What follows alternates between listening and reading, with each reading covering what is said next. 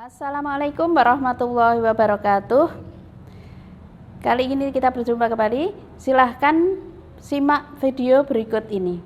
Kita akan membahas kisi-kisi ujian madrasah SKI 2020-2021. Yang pertama, menganalisis kebudayaan masyarakat Mekah sebelum Islam.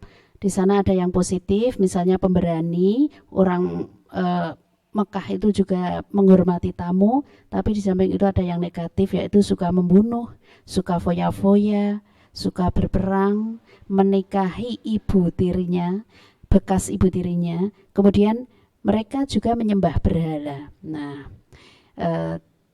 dipahami setelah itu selain itu ya. Yang kedua, menganalisis substansi dan strategi dakwah Rasulullah Shallallahu Alaihi Wasallam periode Mekah, yaitu dengan dakwah secara sembunyi ketika masih sedikit umatnya, yaitu di rumah sahabat Arqam bin Abil Arqam. Nah ini yang pertama masuk ada 12 as-sabiqun al-awwalun. Kalau disingkat ada Kazuzasta ya. Kemudian dakwah secara terang-terangan ini sudah mulai diperintahkan oleh Allah. Maka dakwah kepada Bani Hasyim dulu, tapi mendapat pertentangan dari Bani Hasyim, terutama oleh Abu Lahab. Selanjutnya menganalisis strategi dakwah Rasulullah pada masa periode Madinah. Yang pertama dilakukan oleh Rasulullah adalah membangun masjid.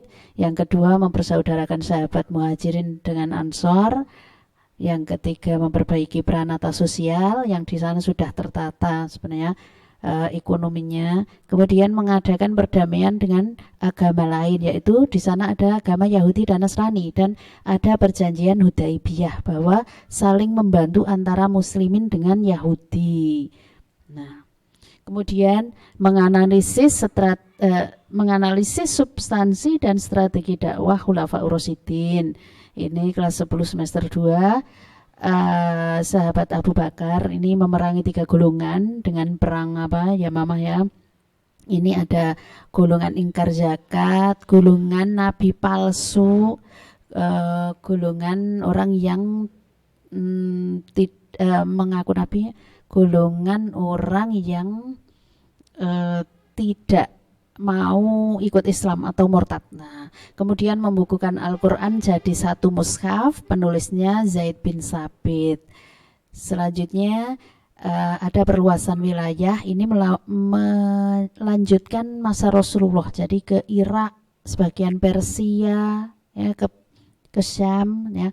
Kemudian mengangkat panglima perang. Saat itu panglima perang ada 11 diangkat, diantaranya Khalid bin Walid, Amr bin As dan sebagainya. Kemudian kalau Khalifah Umar bin Khattab, kita ingat dalam bidang ekonomi, membangun pasar, menciptakan uang, mata uang sendiri, mendirikan BMT, meluruskan timbangan. Dalam bidang pemerintahan ada Nizam al-Harbi, Nizam al-Mali, Nizam al-Kharaj, Nizam al-Idari. Kemudian membentuk 8 provinsi dan gubernurnya, seperti di Indonesia 8 provinsi awalnya. Nah, kemudian perluasan wilayah juga dilakukan pada masa Khalifah Umar. Ini sampai Afrika Utara, yaitu ke Mesir paling jauh. Selanjutnya Khalifah Utsman bin Affan. Ini juga ada pembukuan Al-Quran menjadi 6 mushaf yang disebut mushaf Utsmani, dikirimkan ke 6 negara. Kemudian membangun angkatan laut. Nah, ini karena wilayah Islam sudah melampaui laut, jadi harus punya angkatan perang. Kemudian punya pabrik senjata sendiri di Afrika Utara.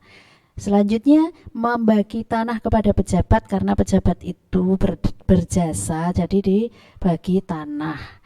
Selanjutnya perluasan wilayah. Nah, perluasan wilayah pada masa Utsman bin Affan ini sudah sampai Asia, ke Siprus, ke Tansoksania, ke mana daerah ini ya, Tantan ini Pakistan, Tajikistan. Kemudian masa Khalifah Ali bin Abi Thalib ini tidak ada perluasan wilayah karena sibuk menumpas pemberontakan dalam negeri, yaitu perang Jamal, perang Siffin, perang Nahrawan yang mengakibatkan terpecahnya golongan umat Islam, ini perang Siffin. Kemudian mengembalikan tanah yang dibagikan oleh Khalifah Utsman pada masa Utsman. Nah, ini nanti PPT-nya akan saya lampirkan, saya kirim ke bahan ajar. Kemudian sekarang mengevaluasi perkembangan peradaban dan ilmu pengetahuan pada masa Daulah Umayyah di Damaskus. Nah, di Damaskus ada Masjid Bani Umayyah yang paling terkenal. Nah, ini juga nanti saya kirim PPT-nya ke bahan ajar.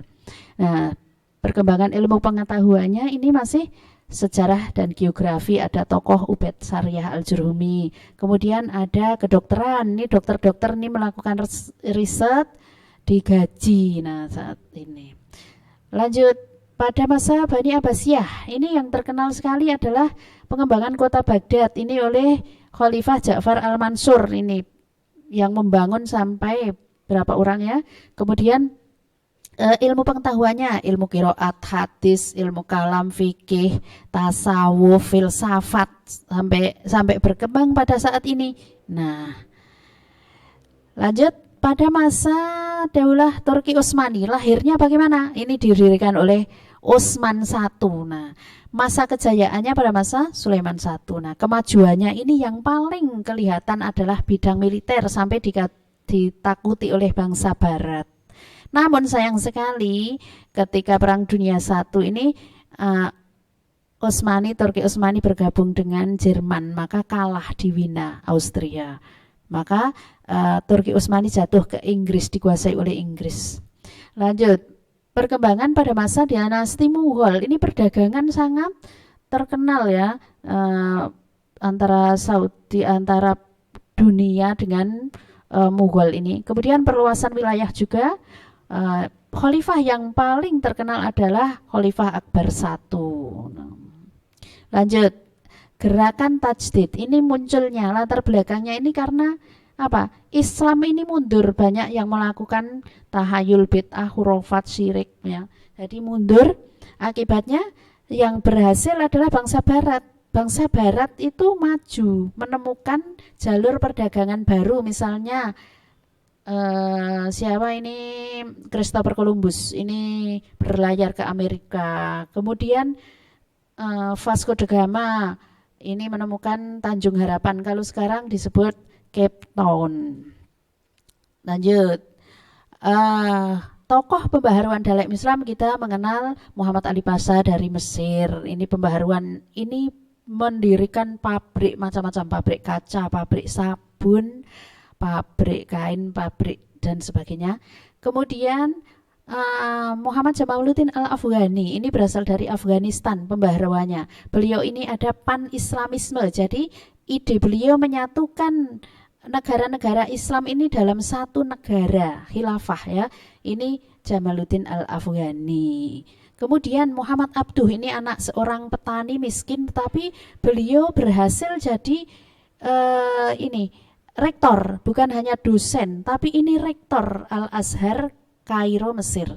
Kemudian Muhammad Rashid Ridho, ini lahir di delta Sungai Nil, ini berhasil sama Muhammad Abduh ini membuat karya Al-Manar, tafsir Al-Manar, beberapa jilidnya.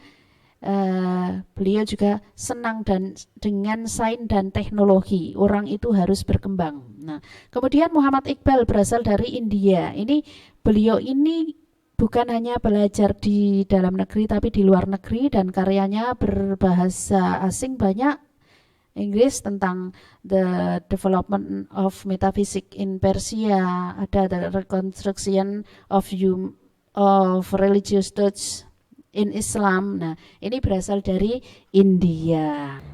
Demikian video yang telah kita saksikan bersama. Wassalamualaikum warahmatullahi wabarakatuh.